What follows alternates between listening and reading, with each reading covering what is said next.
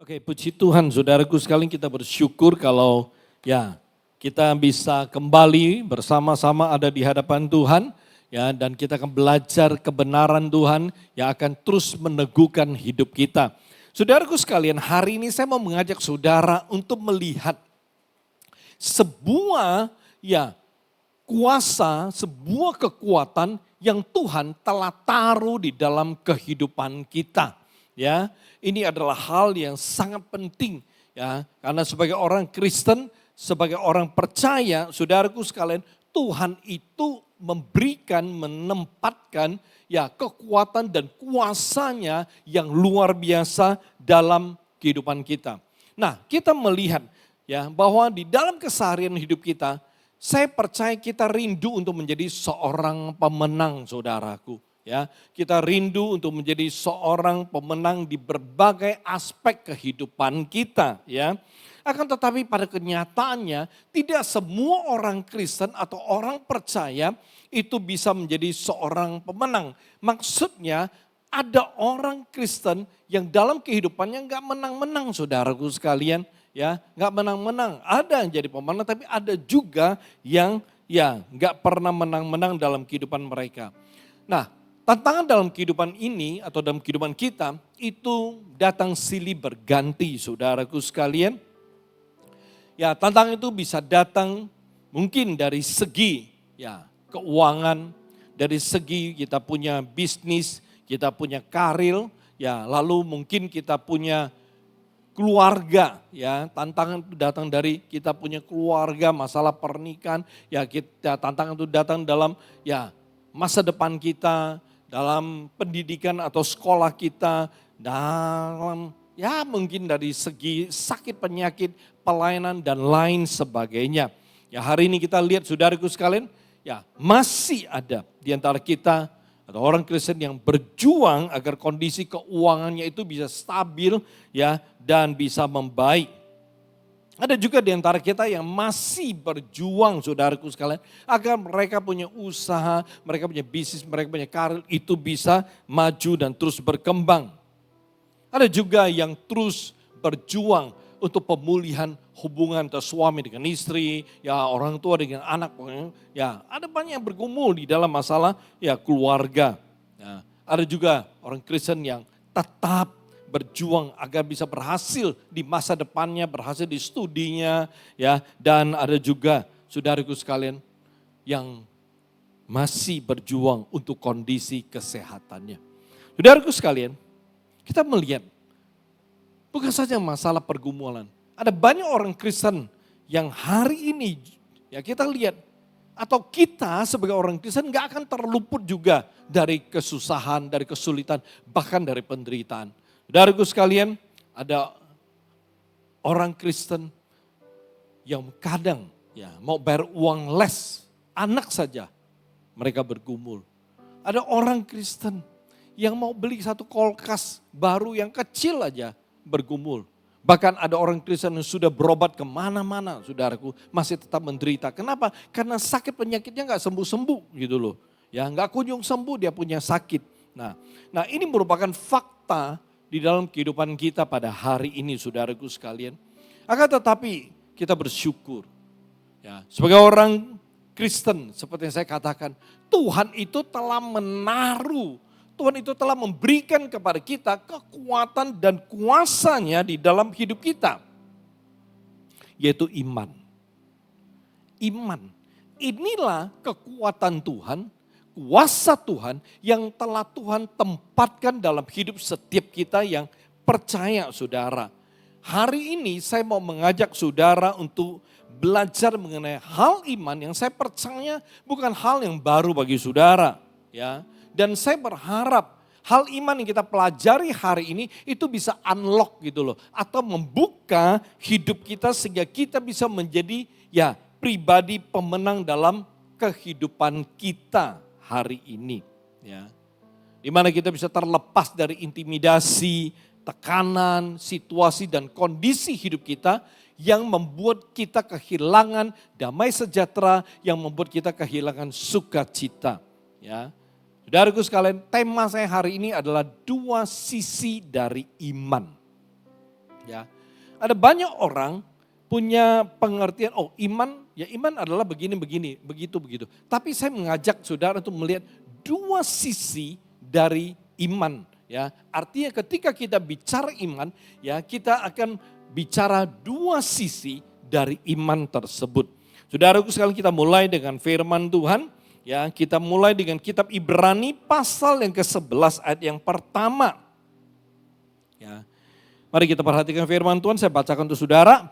Iman adalah dasar dari segala sesuatu yang kita harapkan dan bukti dari segala sesuatu yang tidak kita lihat. Saudaraku sekalian, ini adalah sebuah definisi iman menurut firman Tuhan. Ya, menurut Alkitab ini adalah definisi dari iman. Jadi saat kita berbicara tentang iman, maka secara Alkitabiah definisinya adalah iman merupakan dasar dari segala sesuatu yang kita harapkan dan bukti dari segala sesuatu yang kita nggak pernah lihat. Ya, jadi ini dasar iman, pengertian dari iman. Lalu kita lihat ayat berikutnya, kita lompat ke ayat ke-6 dari pasal yang sama, tapi bagian A saja. Ya, Ibrani 11 ayat 6 bagian A. Tetapi tanpa iman tidak mungkin orang berkenan kepada Allah. Amin. Nah, dari dua ayat firman Tuhan ini saudara, kita menemukan bahwa iman merupakan hal yang sangat amat luar biasa ya, dan juga sangat penting. Bahkan kalau saya boleh katakan ini menjadi kriteria utama kita sebagai orang Kristen, saudara. Ya, artinya apa? Dari firman Tuhan kita menemukan bahwa sebagai orang Kristen ya kita harus punya iman. Ya, ingat, sebagai orang Kristen kita harus punya iman. Kita harus hidup dengan iman dan iman itu harus menjadi penggerak utama di dalam kehidupan kita.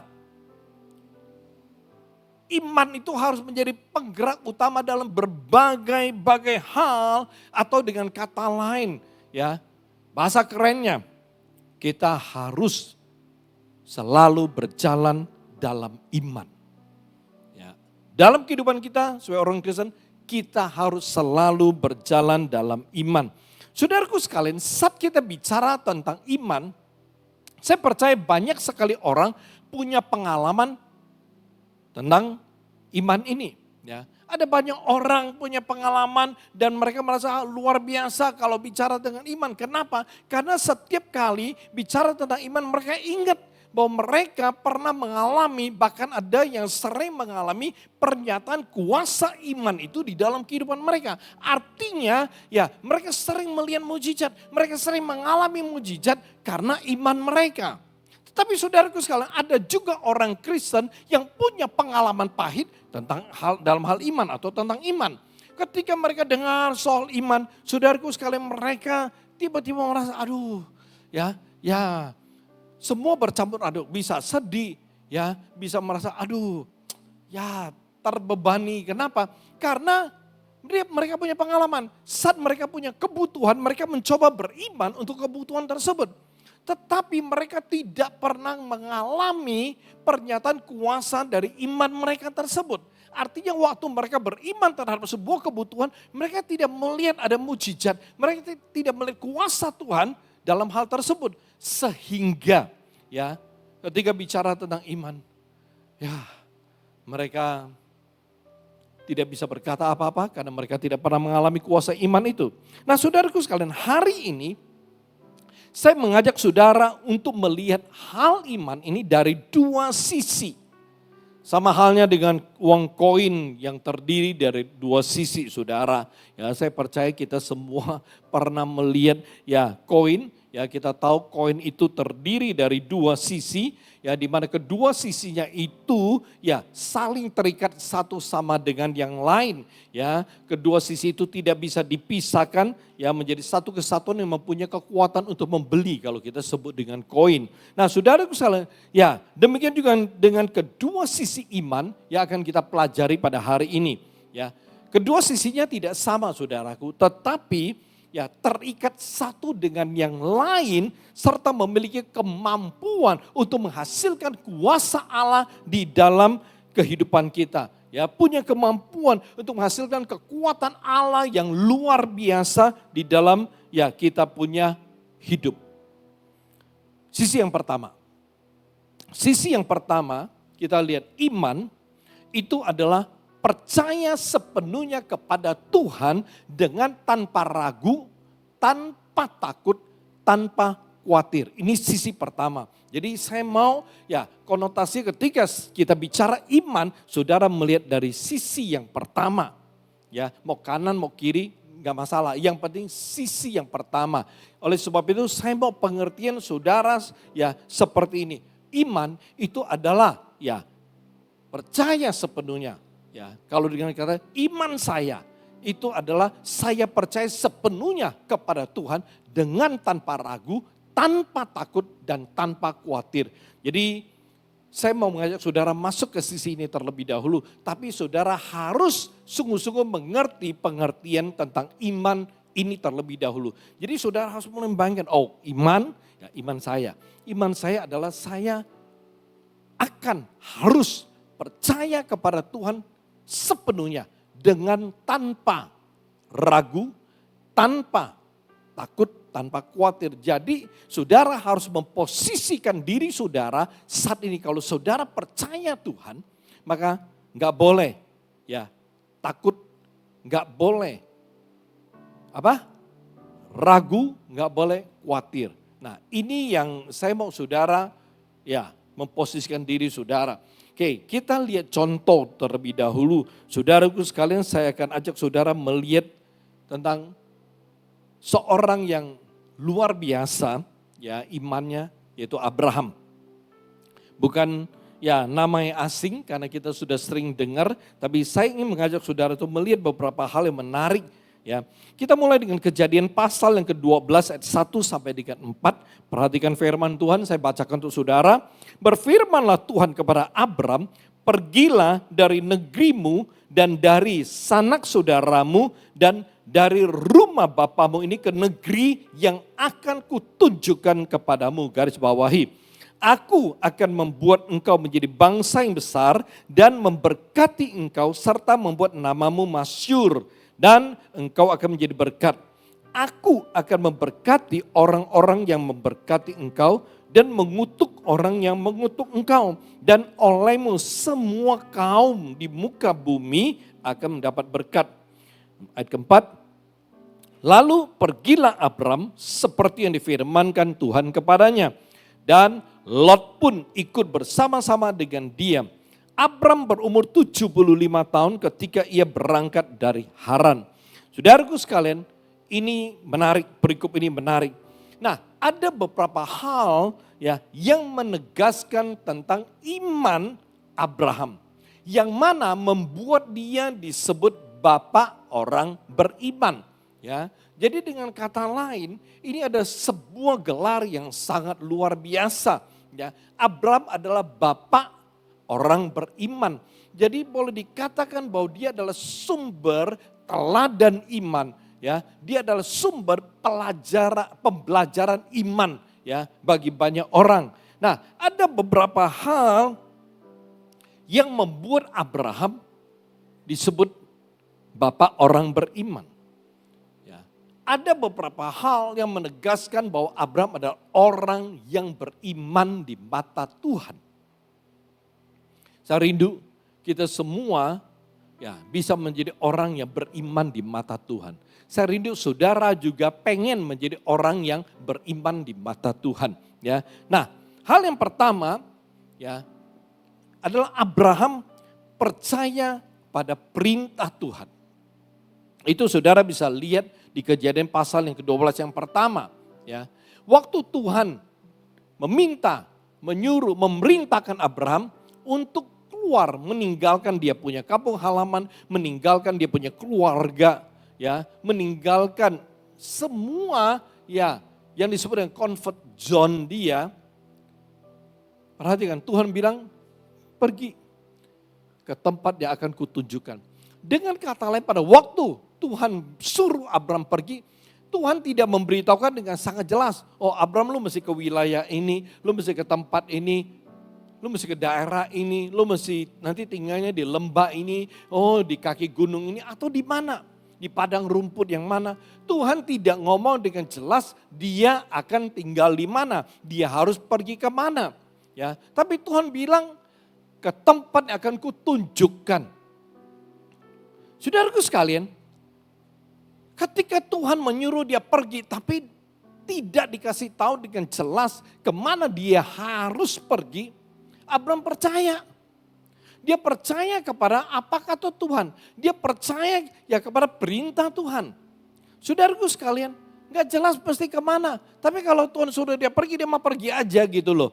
Ya, dia pergi aja. Oleh sebab itu, ketika Tuhan melihat, saya suruh dia pergi, dia mah jalan aja, packing dia jalan. Saudara, Tuhan melihat iman Abraham. Dia melihat, Abraham percaya sepenuhnya kepada dia dengan tanpa ragu, tanpa takut, tanpa khawatir. Waktu Tuhan suruh Abraham pergi, Abraham gak bilang begini, Tuhan kasih tahu dulu dong itinerary-nya gitu loh, rutenya, kasih tahu dulu. Atau Tuhan kira-kira, ya kasihlah titik Google Map-nya kira-kira ada di mana gitu. Gue mesti perginya kemana, timur, barat, utara, atau ke daerah mana, namanya dong gitu loh. Tolong kasih tahu biar gue jelas gitu loh. Ya, Abraham tidak ngomong Tuhan kira-kira ke tempat yang seperti apa. Jadi gue bisa siapin, gue bisa packing, gue bisa bawa barang-barang yang mungkin bisa untuk saya pakai di sana. Abraham gak komplain, gak protes. Abraham tidak berkata Tuhan kita diskusi dulu. Enggak. Tapi Tuhan berkata pergilah, dia packing dan dia pergi. Ini menarik saudaraku sekalian. Ya, ini menarik. Ya. Lalu apalagi yang Abraham lakukan? Saudaraku sekalian, apa yang disebut dengan Bapak orang beriman? Hal yang kedua, Abraham percaya kepada janji berkat Tuhan. Janji berkat Tuhan. Saudara baca nanti di kitab Kejadian pasal yang ke-12 ayat 2 dan 3. Lalu ya ada juga satu lagi di sebelahnya yaitu Kejadian pasal 13 ayat 15. Itu memberikan janji. Kalau di Kejadian pasal 12, 2 dan 3, itu ada beberapa janji yang sangat luar biasa yang Tuhan berikan kepada Abraham. Menarik. Saudaraku sekalian, Abraham percaya kepada janji Tuhan. Yang menarik adalah Tuhan tidak bilang loh, kamu akan diberkati ya pada tahun ke-2, pada tahun ke-4, pada tahun ke-5. Tuhan tidak kasih tahu kapan dia akan menerima itu berkat. Tuhan tidak kasih tahu kira-kira berapa tahun dia akan melihat itu berkat dalam hidupnya. Pokoknya Tuhan berkata ini loh yang akan kuberikan padamu, ini berkat untukmu. Ku akan begini, ku akan begini, ku akan begitu. Tidak ada timetable, schedule, penggenapan atau realisasi dari janji Tuhan untuk Abraham. Gak jelas. Saudaraku sekalian, hari ini orang bayar saudara, pakai cek, ada tanggalnya saudara. Ya, kalau orang bayar saudara, mungkin janjinya seminggu, 2 minggu, 3 minggu, dia sudah buat transfer berkala, tanggal ini, tanggal itu, ada kepastiannya. Tapi janji berkat Tuhan untuk Abraham, gak ada schedule-nya, gak ada waktu realisasinya. Abraham hanya terima tuh janji. Dan masalahnya adalah Abraham mempercayai itu janji Tuhan. Walaupun gak jelas kapan waktu akan digenapi. Dia percaya sepenuhnya dengan tanpa ragu, tanpa takut, tanpa khawatir. Tuh janji bakalan kosong. Abraham gak khawatir, saudaraku gak takut, dia gak ragu. Tuhan berkata, gua akan memberkati lu. Begini. Abraham terima, amin Tuhan. Dia taruh, dia simpan dalam hidupnya. Hal yang ketiga yang membuat Abraham disebut Bapak orang beriman atau dia adalah pribadi sosok beriman di mata Tuhan. Yang ketiga, tetap percaya selama 25 tahun. Untuk anak yang Tuhan janjikan. Saudara baca nanti di kitab Kejadian pasal 15 ayat 1 sampai 6.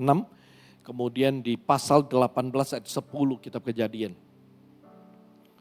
Tuhan berkata apa? Gua akan jadikan lu bangsa yang besar. Lalu setelah itu berjalan beberapa tahun, Abraham bingung, Tuhan gua gak punya anak. Gimana gua bisa punya keturunan yang banyak? Tuhan berkata, gua akan kasih lu keturunan. Lalu Abraham kemudian berkata, mungkin ya, apakah gua akan dapat keturunan atau gua jadikan ini anak angkatku? Tuhan berkata, enggak. Anakmu sendiri yang akan lahir dari rahim istrimu. Saudaraku sekalian, Abraham, amin. Ya, kalau Tuhan bilang mau kasih dia anak, dia pegang. Tapi saudaraku sekalian, 5 tahun berlalu, istrinya enggak hamil-hamil. 7 tahun berlalu enggak hamil-hamil, 10 tahun berlalu enggak hamil-hamil. Saudaraku sekalian, permisi tanya. Kalau Tuhan memberikan saudara janji. Okay. Dan 3 tahun, 5 tahun, 7 tahun, enggak usah sampai 7 tahun saudaraku. Ya, kalau saudara dapat janji Tuhan lalu 3 tahun, tahun pertama saudara tunggu, tahun kedua saudara tunggu tidak ada realisasi, tahun ketiga saudara tunggu nggak ada realisasi atau penggenapan tuh janji. Apa yang terjadi saudaraku? Saya percaya hati kita itu udah mulai bingung, hati kita mulai khawatir, mungkin sudah mulai bergejolak, aduh gimana ya, gue udah imani, gue udah percaya, gue udah doa, udah 3 tahun loh. Ya, tapi kok nggak ada tanda-tanda kehidupan tuh janji akan digenapi. Kurang lebih saudaraku, ya sudah 3 tahun saudara masih bisa tetap percaya dengan kekuatan percaya yang sama enggak? Saudara masih bisa tetap berharap dan tahu bahwa ya itu janji akan gue genapi. Ya kalau Tuhan berikan gue janji gue pasti terima. Udah 3 tahun, 5 tahun, kita masih bisa tetap percaya enggak? Saya percaya banyak sekali orang ketika menanti penggenapan janji Tuhan sudah beberapa tahun, ya apa yang terjadi? Kekuatan untuk percaya mulai merosot, erosi terjadi, degradasi terjadi. Saudaraku sekalian, kekuatan untuk percaya makin berkurang, makin berkurang. Saudaraku sekalian, waktu kekuatan percaya, kekuatan iman kita itu makin berkurang, maka kekuatan pengertian sendiri ya itu akan meningkat. Oke. Ujung-ujungnya nggak pakai iman tapi pakai pengertian. Kenapa? Udah nunggu lama. Pakai iman udah nunggu lama tapi nggak ada realisasi. Tapi Abraham saudaraku, dia tetap percaya pada janji Tuhan bahwa gue bakalan punya anak kandung. Anakku sendiri, anak darah dagingku. Dia percaya. Tahun terus percaya sampai kapan? Sampai 25 tahun, bayangin. Menunggu anak dari Tuhan, menunggu janji Tuhan 25 tahun. Ini bayangkan saudaraku, 25 tahun, apa yang dia percaya Tuhan akan berikan, janji Tuhan, itu dia pegang. Megang janji Tuhan 25 tahun saudaraku. Ya, saya percaya awal megang janji Tuhan tahun pertama mah oke aja kan. Tapi makin lama janji Tuhan itu makin belum digenapi, saya percaya megang janjinya makin berat tuh janji. Awalnya rasanya ringan kayak kapas gitu loh, megang janji Tuhan. Tapi setelah sudah belasan tahun, puluhan tahun, itu janji akan mulai kayak besi saudara, mulai berat. Bingung ya.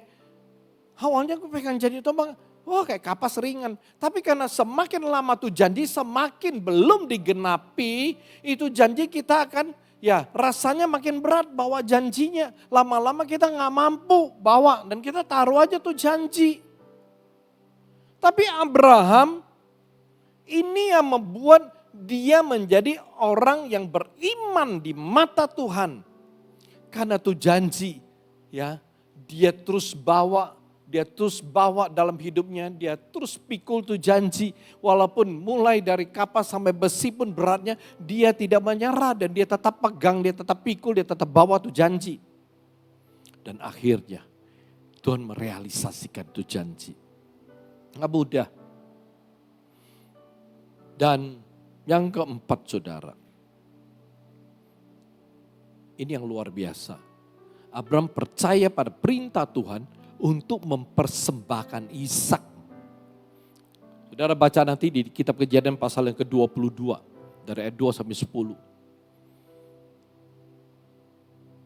Yang menarik waktu perintah itu datang. Saudaraku sekalian gini, kalau orang sudah kasih saudara barang, ya, barang yang sangat berharga dia kasih saudara. Setelah lewat beberapa tahun, dia minta balik tuh barang. Kira-kira perasaan saudara gimana? Saudara sudah nikmati, saudara sudah, begitu senang, bahagia dengan hadiah itu. Tapi diminta kembali. Gimana rasa saudara? Mungkin kita nggak bisa ngomong apa-apa. Tapi paling nggak, susah hati. Abraham dapat anak loh.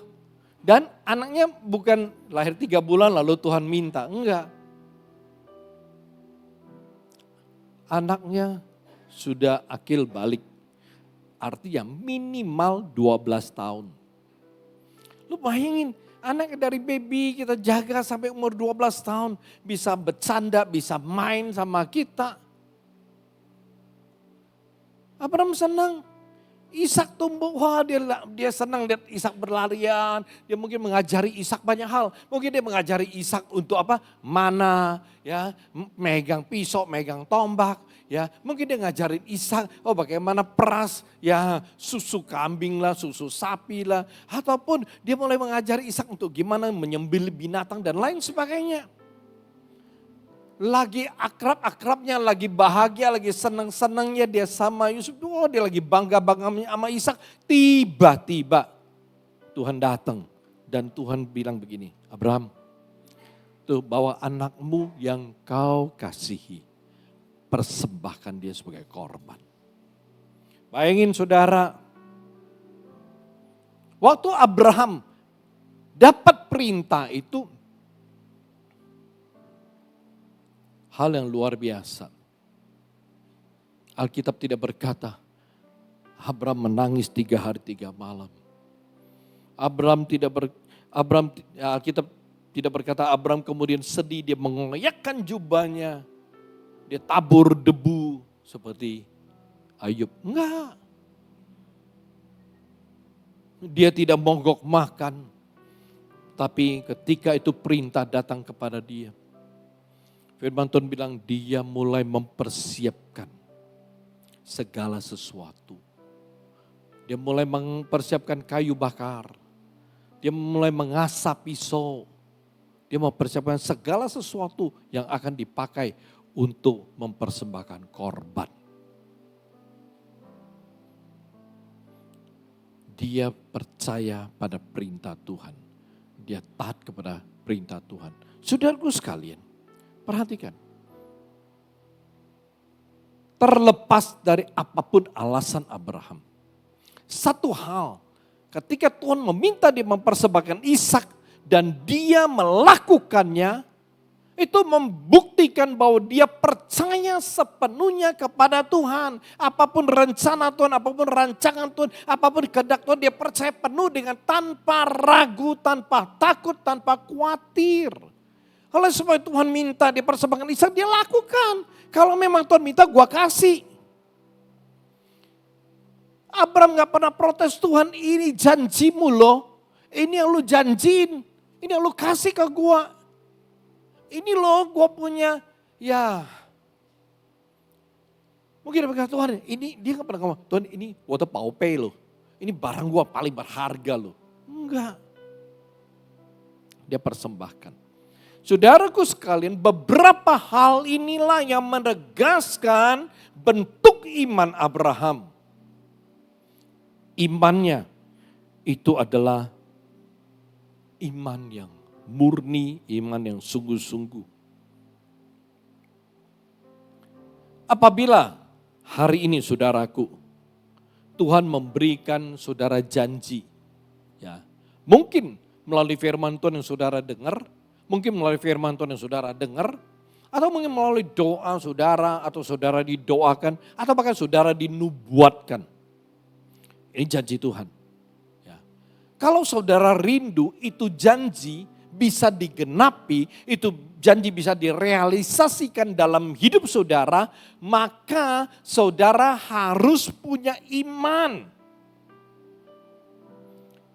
Iman saudara adalah percaya penuh kepada Tuhan dengan tanpa ragu, tanpa takut, tanpa khawatir bahwa Tuhan itu pasti akan menggenapi janji dan menyatakan kuasanya bagi saudara. Jadi ketika kita bicara sisi iman yang pertama, ini adalah ya saudara aplikasikan hal-hal yang berhubungan dengan janji Tuhan dalam hidup saudara. Saya tidak tahu apa janji Tuhan bagi saudara.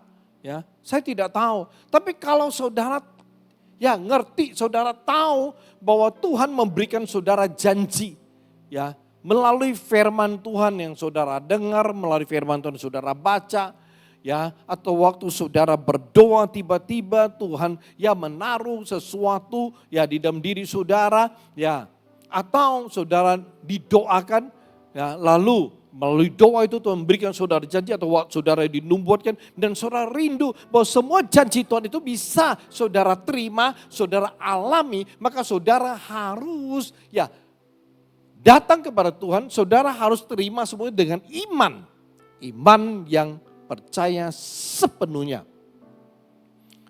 Tanpa ragu, tanpa takut, tanpa khawatir. Percaya sepenuhnya bahwa itu janji Tuhan pasti akan direalisasikan. Itu janji Tuhan pasti akan digenapi dalam hidupku. Amin. Jadi sisi pertama dari iman ini adalah saudara bisa mengalami ya atau menerima realisasi janji Tuhan ya di dalam ya hidup saudara. Ini bentuk iman untuk mengalami ya realisasi janji Tuhan. Sisi yang kedua dari iman. Ya, kita lihat sisi yang kedua dari iman ya. Sisi yang kedua ini sebenarnya sudah bukan hal baru karena saya sudah ajarkan bertahun-tahun ya.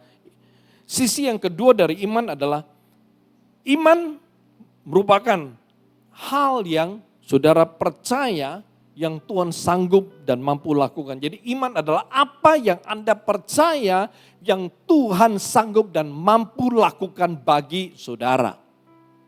Ini sisi yang kedua. Oke, jadi saya mau saudara lihat dengan jelas. Sisi yang pertama, ya, dari iman saudara adalah saudara percaya sepenuhnya kepada Tuhan dengan tanpa ragu, takut dan khawatir. Sisi yang sebelah sini, iman saudara adalah saudara percaya apa yang Tuhan mampu sanggup lakukan bagi saudara. Oke, perhatikan dua sisi iman ini. Oke, nah saudaraku sekalian, kita tahu bahwa dua sisi iman ini memang berbeda. Tetapi terikat satu dengan yang lain. Ya, dan ini akan menjadi sebuah kekuatan yang luar biasa. Oke, kita langsung lihat contohnya dulu. Kitab Kejadian pasal yang ke-26 ayat 1 sampai dengan ke-3, lalu ayat ke-6, kita lompat lagi ayat 12-13. Saya bacakan untuk saudara. Maka timbullah kelaparan di negeri itu. Ini bukan kelaparan yang pertama yang telah terjadi dalam zaman Abraham. Sebab itu Ishak pergi ke Gerar kepada Abimelek, raja orang Filistin. Ya, jadi dia bisa pergi ke sana. Kenapa? Karena ayat kedua ini. Lalu Tuhan menampakkan diri kepadanya serta berfirman, janganlah pergi ke Mesir. Diamlah di negeri yang akan kukatakan kepadamu. Tinggallah di negeri ini sebagai orang asing. Maka aku akan menyertai engkau dan memberkati engkau. Sebab kepadamu dan kepada keturunanmu akan kuberikan seluruh negeri ini. Dan aku akan menepati sumpah yang telah kuikrarkan kepada Abraham ayahmu. Ya, jadi itu janji. Kita lompat ke ayat ke-6. Jadi tinggallah Ishak di Gerar.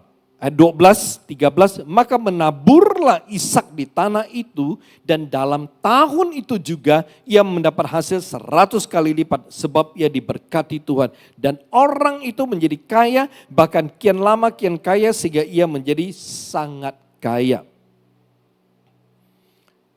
Saudaraku sekalian, Saya kalau waktu doa berkat, seringkali saya selalu berdoa melepaskan berkat ya kepada jemaat, yaitu bahwa apa saja yang saudara kerjakan akan berhasil, terus berhasil dan menghasilkan berkali-kali lipat kembali kepada saudara. Kenapa demikian?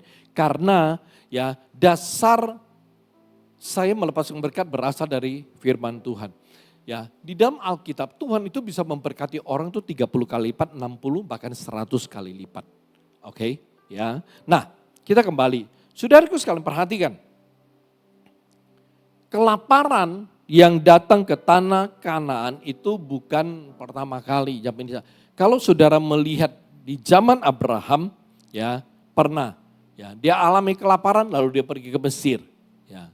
Nah, sama dengan Ishak. Ketika kelaparan melanda tanah Kanaan itu musim kemarau yang berkepanjangan sehingga tidak ada air, tanam apapun gak hidup, kelaparan datang.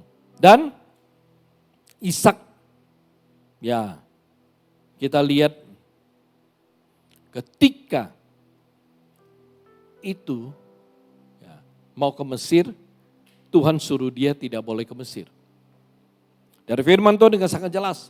Tuhan menyuruh Ishak untuk tidak ke Mesir pada masa kelaparan, tetapi tetap tinggal di tempat di mana Tuhan suruh dia tinggal.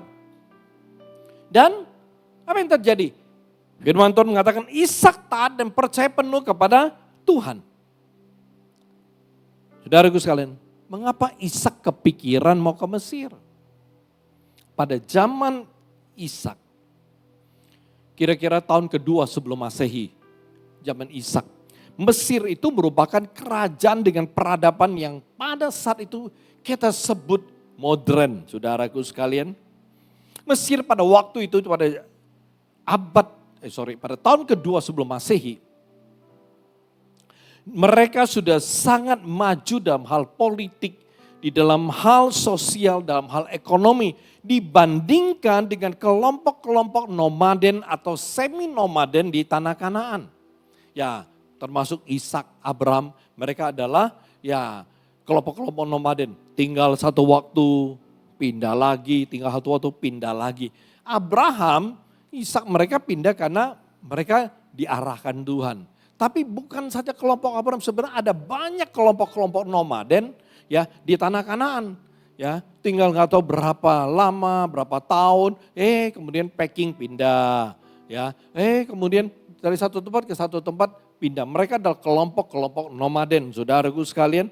Nah, kita kembali. Pada zaman Ishak, Mesir itu adalah negara yang sangat terorganisir dengan sistem pertanian yang maju, saudaraku.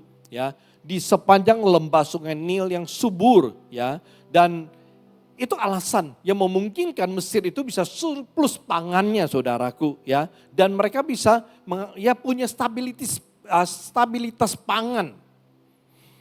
Dan sebenarnya kalau kita perhatikan pemerintahan Firaun waktu itu sangat kuat, ya, dan itu terlihat dengan sangat amat jelas, saudaraku sekalian. Ya, terlihat dari kemampuan mereka untuk bisa bertahan dari bencana kelaparan regional di tempat itu. Nah, perhatikan, ini salah satu alasan mengapa ketika kelaparan melanda tanah Kanaan, kalau kita perhatikan kitab Kejadian pasal 12:10, ya, Abraham menuju Mesir. Sampai dengan Ishak, Kejadian 26 ayat pertama.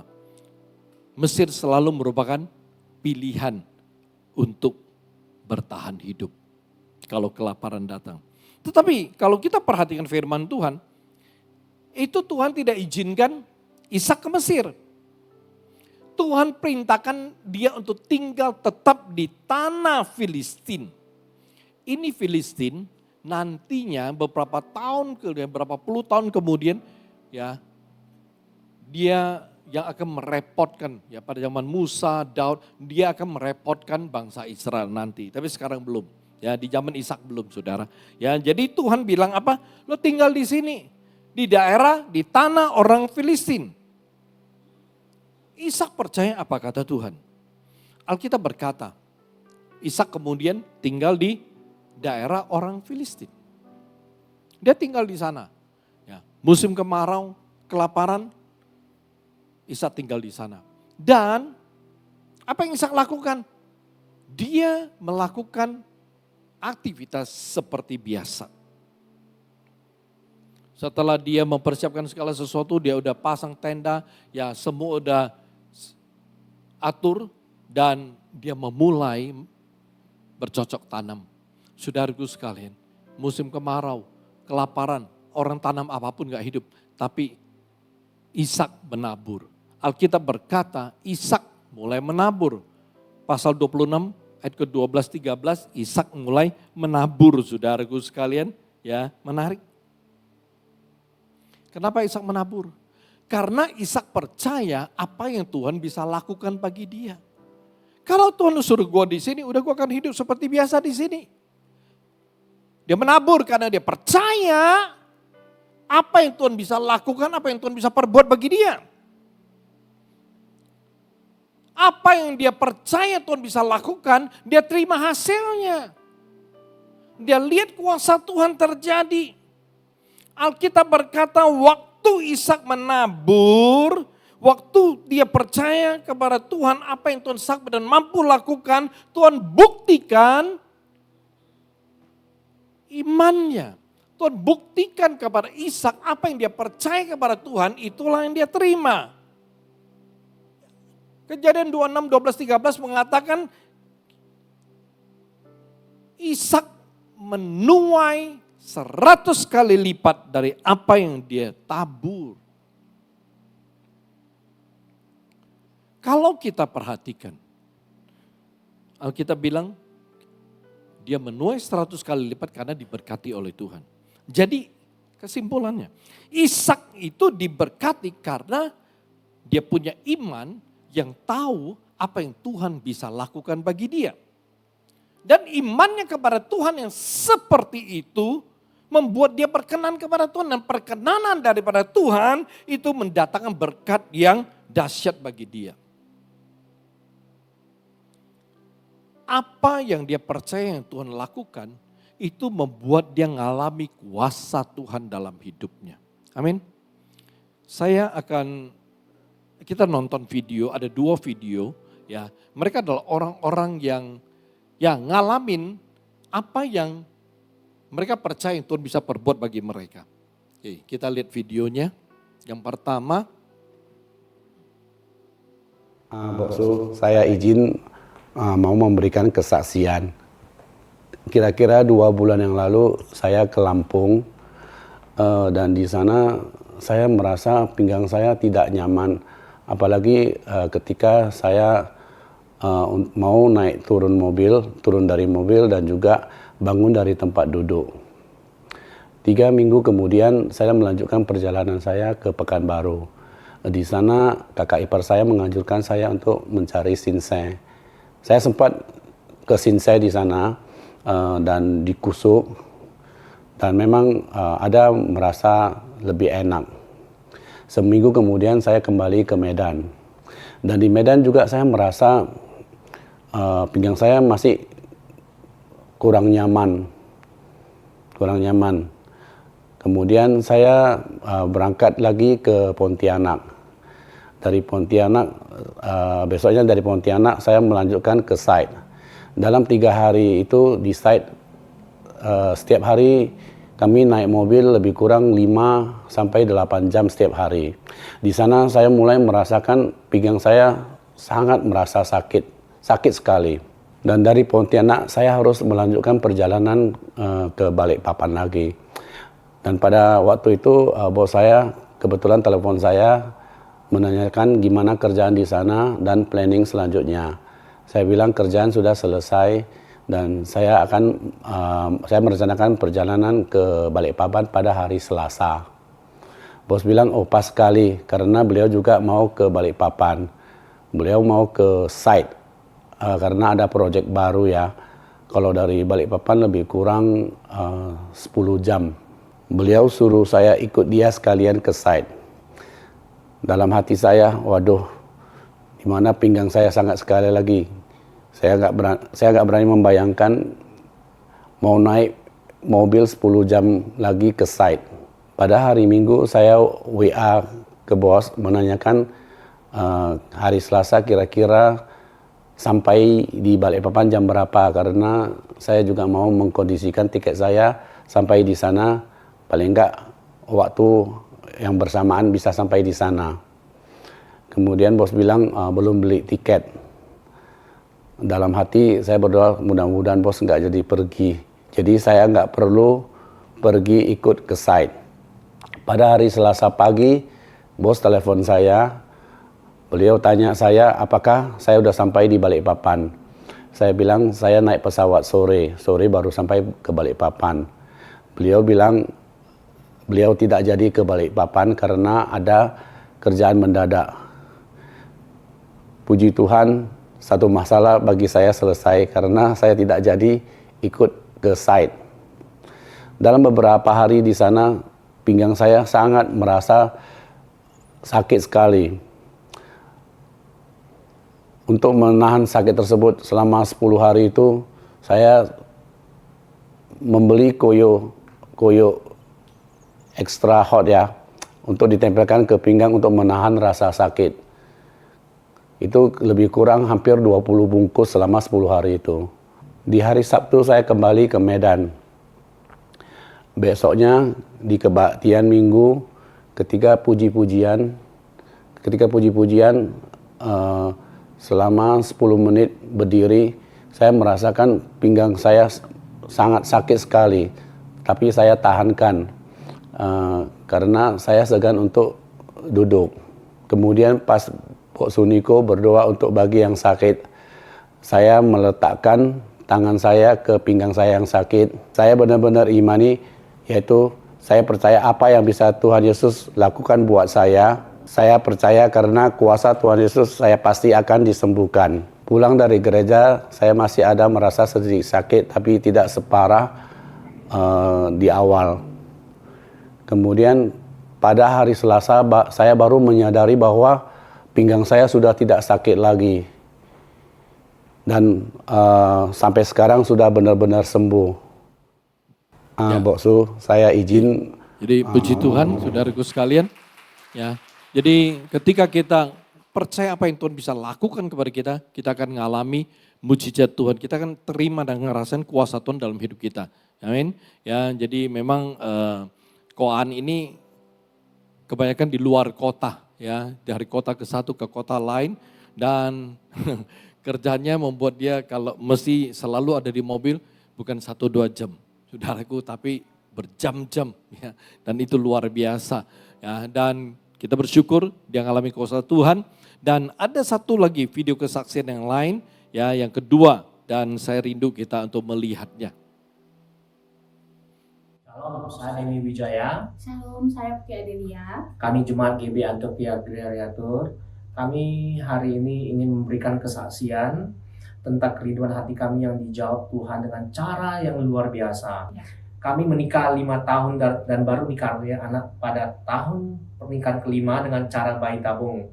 Di mana proses penanaman bibit pertama tahun 2023 kami diuji dengan hasil yang gagal. Lalu kami mencoba tanam embrio lagi di tahun 2024 dengan bentuk iman yang pernah diajarkan oleh Bok Sumiko, yaitu bahwasanya kami percaya bahwasanya Tuhan bisa dan mampu lakukan bagi kami, serta bagi Tuhan tiada mustahil. Puji Tuhan, kami diberi kesempatan untuk menjadi orang tua dari anak laki-laki yang begitu sehat, lucu, dan diberkati oleh Tuhan. Amin. Yes. Tetapi pada saat istri saya hamil waktu itu, Yang pada minggu ke-22 kami dipenuhi oleh pergumulan ya. Ya, karena waktu USG fetal maternal dijumpai adanya spina bifida di tulang ekor anak kami.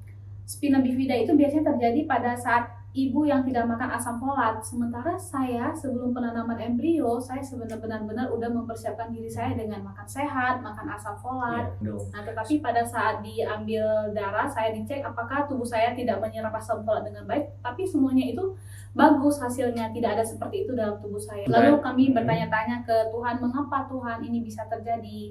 Baru saja kami bahagia sekali mendengar kabar kehamilan saya.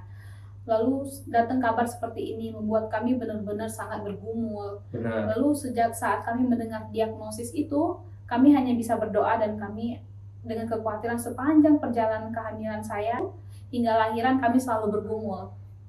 Dan setiap pagi malam kami tumpang tangan di perut istri saya dan sungguh-sungguh kami berdoa dengan iman di mana kami percaya apa yang Tuhan sanggup lakukan bagi kami, serta kami terus proklamirkan, yaitu kami perkatakan dengan iman bahwasanya baby kami akan dilahirkan sehat, selamat, tidak ada benjolan apapun di tulang ekornya dan tidak ada saraf-saraf penting yang rusak karena benjolan ini.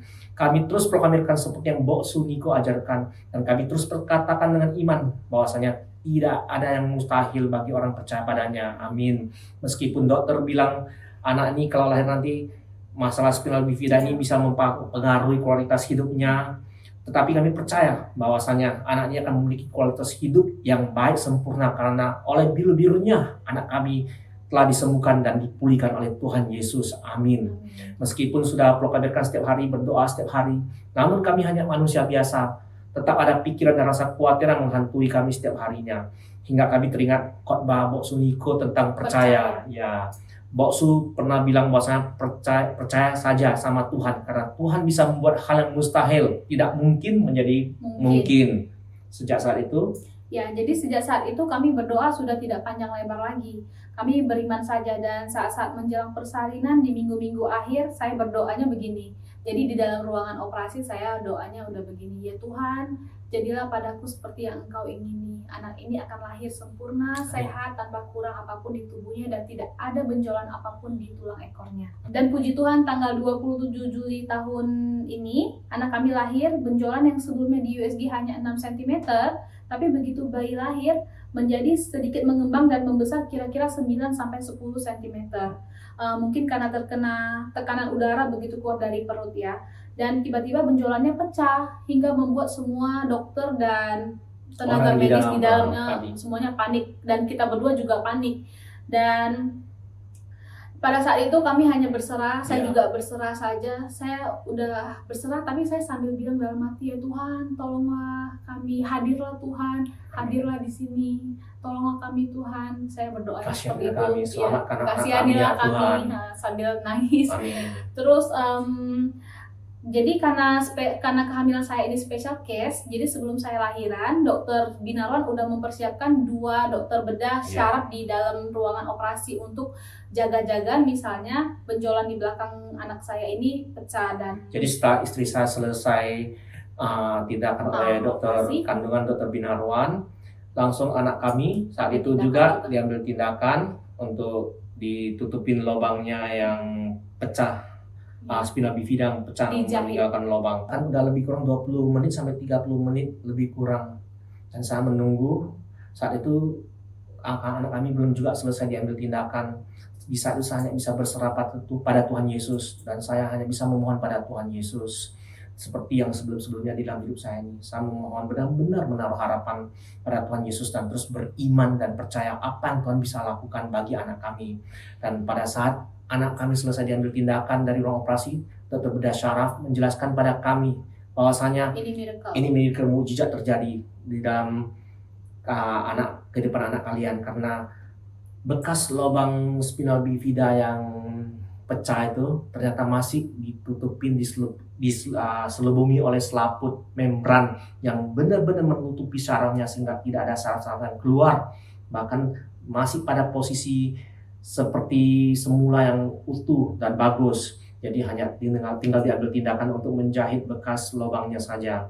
Dan benar-benar ini adalah suatu mukjizat Tuhan yang sangat-sangat nyata di dalam kehidupan anak kami dan di dalam kehidupan kami, di mana tangan Tuhan sangat nyata, campur tangan Tuhan Yesus sangat-sangat nyata. Terima kasih Tuhan Yesus. Di hari itu juga benjolan di belakang anak kami juga hilang karena telah pecah, dan dokter juga telah menjahit ulang semua dengan rapi, dan anak kami benar-benar diberkati oleh Tuhan Yesus dengan luar biasa. Saya juga mau bersaksi, selama ini di kehidupan saya selalu ditolong oleh Tuhan. Apapun yang saya pergumulkan, apapun yang saya rindukan, Tuhan selalu berikan saya solusi dan jalan keluar. Dari penyakit saya yang sudah disembuhkan oleh Tuhan Yesus, dan juga dalam segala aspek-aspek kehidupan saya selalu Tuhan Yesus sediakan, provide, dan Tuhan Yesus selalu bukakan jalan, dan Tuhan Yesus selalu ada bersama dengan saya dan keluarga saya. Apa yang saya ingin katakan adalah ketika kita berdoa dengan iman, kita, yaitu saat kita berdoa, kita percaya apa yang Tuhan bisa lakukan bagi kita, maka kita pasti akan melihat kemuliaan Tuhan dalam hidup kita. Tuhan Yesus dulu, sekarang sampai selama-lamanya tetap akan mampu dan sanggup menjadikan semuanya indah bagi kita, asalkan kita selalu beriman kepadanya. Tidak ada yang mustahil di dalam namanya. Demikianlah kesaksian kami, kiranya dapat menjadi berkat bagi saudara sekalian. Tuhan Yesus memberkati kita semuanya. Terima kasih. Amin. Oke, puji Tuhan. Saudaraku sekalian, ya, waktu waktu mereka tanam embrio kita doakan, dan waktu itu mereka gagal. Habis banyak uang, gagal, dan mereka sedih. Ya, lalu mereka bilang, bosu kami masih ada sisa embrio, kami mau tanam lagi. Saya bilang, oke, doa tapi kamu mesti percaya apa yang Tuhan bisa lakukan untuk kalian berdua. Apa iman kalian, apa yang kalian percaya. Ya, kalau kalian percaya bahwa Tuhan akan memberikan kalian anak, maka ini akan berhasil. Mereka mulai mengimani. Ya, dan singkat cerita udah hamil, mereka hubungin bosu, ada kabar buruk. Saya bilang, apa kabar buruknya? Di tulang ekor anak kami, ya didiagnosis ada ya spina bifida. Ya, jadi itu masalahnya adalah nanti kalau pecah itu syaraf-syaraf ya akan keluar. Kalau nggak keluar dia akan sangat mengganggu karena benjolan lalu isinya syaraf-syaraf penting. Ya, dan kalau itu pecah maka itu bisa mempengaruhi kualitas hidup anak. Jadi waktu saya dengar begitu dalam hati saya, wow. Saya nggak ngomong tapi dalam hati, aduh jangan-jangan nanti kalau pecah atau apa, takutnya anak ini bisa lumpuh atau salah satu kaki bermasalah atau tang bermasalah, atau punggung bermasalah. Pokoknya saya mulai membayangkan hal seperti ini. Lalu saya bilang, oke, ini hal yang sulit tetapi kita punya Tuhan yang sangat luar biasa. Lalu saya berkata, kamu sudah percaya apa yang Tuhan bisa lakukan itu, Tuhan kasih kamu anak. Sekarang ya mari kita sama-sama percaya apa yang Tuhan bisa lakukan. Yaitu Tuhan itu bisa menyatakan kuasa sehingga itu benjolan tidak akan menjadi masalah. Ya, kamu punya iman apa, ya kami punya iman apa, kita masing-masing percaya apa yang Tuhan bisa lakukan. Ya, dengan ya dimensi yang berbeda. Dan saudaraku sekalian, oke, udah mau operasi semuanya, maksudnya dia sesar, dia hubungi kita, doakan. Oke, ya sebelum masuk ruang operasi kita doakan persalinannya berjalan lancar dan lain sebagainya. Ternyata hal yang sangat luar biasa terjadi, saudara. Ya, memang ya dokter-dokter sudah mempersiapkan diri dengan berbagai kemungkinan, ya. Dan ketika anak itu lahir, benjolannya membesar. Saya tidak tahu ya apa yang terjadi, kenapa bisa pecah, ya kesentuh atau kebentok atau apa, pecah. Dan yang luar biasa, begitu pecah itu gelembung doang. Ternyata ya di lubang itu masih ada membran. Ya, yang nutupin sehingga waktu pecah syarafnya sama sekali enggak keluar, tapi tetap ada di dalam. Jadi yang pecah gelembung dan di tulang ekor ada lubang. Itu ternyata enggak ada apa-apa, tinggal dijahit. Tuhan kerja dengan cara yang sangat luar biasa. Anaknya, ya coba sebentar ya ada foto anaknya kalau nggak salah. Ya, waktu selesai satu lagi ini habis operasi, ini ditempatkan di NICU ya. Jadi ini habis operasi anaknya dan sekarang anaknya sudah 4 bulan. Oke, tuh lihat anaknya ya sehat walafiat. Coba next foto satu lagi. Waduh, pui-pui begitu ya. Oh, lihat pahanya, ceban noban saban, ceban. Wah, kita lagi tunggu kapan dia mau datang tuh. Ya, digemesin. Lucu, udah 4 bulan, sehat. Ini anak iman, hasil iman. Ya, anak hasil proklamir iman ya dan lahir. Amin. Oke, saudaraku sekalian, apa yang saudara percaya yang Tuhan bisa lakukan bagi saudara, itu akan membawa saudara masuk ke dalam dimensi ya kuasa Allah yang tak terbatas. Oke, saya ulangi statement ini. Apa yang saudara percaya yang Tuhan bisa lakukan bagi saudara akan membawa saudara masuk ke dalam dimensi kuasa Allah yang tak terbatas.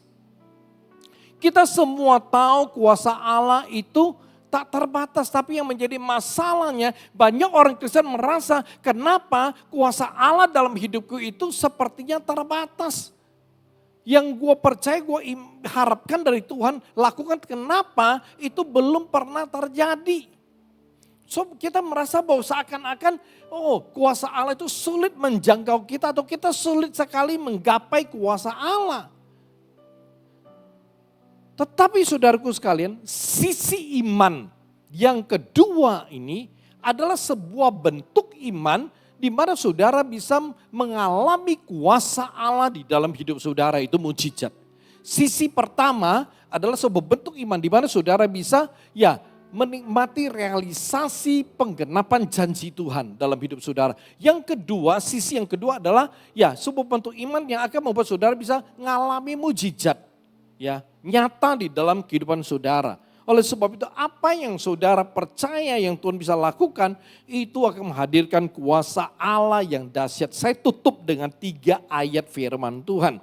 Kita baca ke Matius 9 ayat 21-22. Itu firman Tuhan bilang begini, karena katanya dalam hatinya, asal ku jamah saja jubahnya, aku akan sembuh.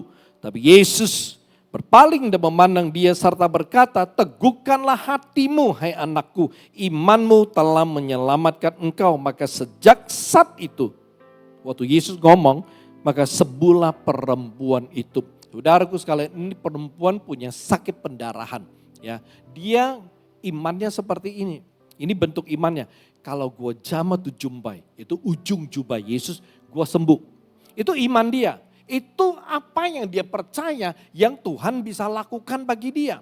Oleh sebab itu dia berusaha menerobos kerumunan dan berusaha untuk menjamah jumbai jubah Yesus. Ujung jubah Yesus. Imannya begitu gue bisa sentuh, gue sembuh. Itu yang dia percaya yang Tuhan bisa lakukan. Dan itu yang dia lakukan pada waktu dia menyentuh jumbai jubah Yesus. Kalau saudara baca seluruh Alkitab, itu Alkitab bilang gini, Yesus merasakan ada kuasa yang keluar dari dirinya. Oke, jadi apa yang saudara percaya Tuhan bisa lakukan bagi saudara, itu juga bisa dirasakan oleh Tuhan. Iman saudara yang seperti ini, itu bisa dirasakan oleh Tuhan. Iman Abraham bisa dirasakan oleh Tuhan. Iman perempuan sakit pendarahan bisa dirasakan oleh Tuhan. Kalau saudara punya iman yaitu percaya apa yang Tuhan bisa lakukan bagi saudara, itu bisa dirasakan oleh Tuhan. Perempuan ini imannya membuat dia masuk dalam dimensi kuasa Allah yang luar biasa, yang tak terbatas. Dia punya sakit, dia sudah berobat kemana-mana, bertahun-tahun sampai hartanya, uangnya habis gak sembuh. Tapi imannya itu yang menyembuhkan dia. Amin saudaraku. Oleh sebab itu saya mau katakan ketika saudara punya iman, itu saudara bisa percaya apa yang Tuhan bisa lakukan bagi saudara, itu Tuhan pun bisa rasakan iman saudara. Dia bisa merasakan iman saudara. Amin. Matius 9, 29, 30 bagian A. Lalu Yesus menjamah mata mereka sambil berkata, jadilah kepadamu menurut imanmu. Maka meleklah mata mereka. Ini 2 orang buta, ngikutin Tuhan Yesus terus. Terus manggil Tuhan Yesus, ngikutin. Dan lalu Tuhan Yesus tanya, lu mau apa? Mereka berkata, kami mau sembuh. Yesus tanya, kamu mau apa? Dia berkata, kami mau sembuh. Dia tahu apa yang Yesus bisa lakukan. Dia minta Yesus doakan mereka. Yesus bilang, imanmu apa? Telah menyelamatkan, imanmu telah menyembuhkanmu. Luar biasa. Jadilah menurut imanmu. Kalau iman mereka ketemu Yesus sembuh, itu yang terjadi. Mereka disembuhkan Tuhan. Alkitab berkata, meleklah mata mereka. Terakhir, Matius 15:28, maka Yesus menjawab dan berkata kepadanya, hai ibu, besar imanmu, maka jadilah kepadamu seperti yang kau kehendaki. Dan seketika itu juga anaknya sembuh. Ini anak perempuan Kanaan, anak orang kafir. Mereka bukan orang Yahudi, kafir. Ya. Tapi walaupun dia orang kafir, dia percaya apa yang Yesus bisa lakukan bagi dia. Anaknya kerasukan setan dan terus sangat menderita. Kenapa? Karena setan itu sering memberi sakit lah, luka dan lain sebagainya. Jadi dia sudah kemana-mana cari pertolongan gak bisa. Oleh sebab itu dia ketika dengar Yesus, dia tahu apa yang Yesus bisa lakukan bagi dia. Dia percaya apa yang Yesus bisa lakukan. Dia cari Yesus, dia ikuti Tuhan Yesus. Yesus sudah tolak, tapi dia tetap bertahan. Oleh sebab itu Yesus bilang, besar imanmu. Jadilah seperti yang kau kehendaki. Bayangkan saudara. Kalau kita punya iman di mata Tuhan, kita beriman di mata Tuhan. Yesus bilang gini, jadilah seperti yang kau kehendaki. Lu mau apa? Apa yang lu inginkan? Itu kan terjadi. Perempuan punya iman, perempuan kanan punya iman. Itu di mata Tuhan adalah iman yang sesungguhnya. Itulah iman bagi Tuhan. Iman perempuan kanan bagi Tuhan adalah iman. Oleh sebab itu ketika Tuhan melihat iman perempuan itu, Yesus bilang, jadilah seperti yang kau kehendaki. Kalau iman kita hari ini di mata Tuhan, itu adalah iman. Menurut Tuhan, maka apa yang kau kehendaki, itu akan terjadi. Sama. Paralelnya, Yesus berkata, kalau engkau punya iman sebesar biji sesawi, engkau bisa pindahkan gunung. Artinya apa? Kalau engkau punya iman yang merupakan iman di mata Tuhan, engkau mau minta apapun, engkau mau lakukan apapun, engkau akan bisa dan engkau akan memperoleh, engkau akan mendapat. Jadi saudaraku sekalian, sisi kedua dari iman adalah apa yang kita percaya yang Tuhan bisa lakukan, itu akan menghadirkan kuasa Tuhan, mujizat Tuhan dalam kehidupan kita. Amin. Dan saya rindu dua sisi iman ini ya bisa menjadi pembelajaran penting bagi hidup kita sehingga kita bisa menjadi seorang pemenang. Ya, yang tidak pernah kehilangan damai sukacita, ya, bagaimana kita disembuhkan dari sakit dan lain sebagainya. Ada banyak mujizat. Ya, ada banyak mujizat. Oke, kita tundukkan kepala saudaraku. Ya, kita datang kepada Tuhan bersama-sama. Haleluya. Glory Jesus. Saudaraku sekalian. Saat ini saya mau saudara menyadari bahwa dalam diri hidup setiap kita ada kekuatan Tuhan. Ada kuasa Tuhan yang telah Tuhan taruh dalam diri kita, yaitu iman. Oleh sebab itu yang perlu kita lakukan adalah kita melatih iman kita. Melatih iman kita untuk bisa percaya sepenuhnya kepada Tuhan dengan tanpa ragu, tanpa takut, dan tanpa khawatir sedikit pun. Ya, dan kita harus melatih iman kita, yaitu kita percaya apa yang Tuhan bisa lakukan. Pada waktu kita melatih iman kita sedemikian rupa, maka saya percaya ketika kita punya iman yang bisa percaya sepenuhnya kepada Tuhan dengan tanpa ragu, tanpa takut, tanpa khawatir. Dan kita bisa percaya apa yang Tuhan bisa perbuat, apa yang Tuhan sanggup mampu lakukan bagi kita. Maka saudara akan melihat kehidupan saudara adalah sebuah kehidupan yang berkemenangan di dalam berbagai segi kehidupan. Jangan tertipu saudaraku. Ini kuasa, ini kekuatan Tuhan telah taruh dalam hidup setiap orang Kristen atau setiap anak Tuhan. Hari ini saudara adalah orang Kristen. Hari ini saudara adalah anak Tuhan. Itu kekuatan, itu kuasa ada di dalam hidup saudara. Hanya saudara mungkin tidak menyadari dan saudara sama sekali tidak pernah memakai, bahkan tidak pernah melatih. Itu iman. Mulai sekarang, latih. Latih imanmu. latih imanmu untuk bisa percaya kepada Tuhan sepenuhnya. Bukan 99,999%, bukan. Kau mesti melatih imanmu untuk bisa percaya pada Tuhan 100%. Percaya sepenuhnya. Sesungguh-sungguhnya. Tidak ada keraguan, ketakutan, kekhawatiran sedikit pun. Percaya. Saudaraku sekalian, saat ini saya mau saudara mulai praktekkan iman saudara.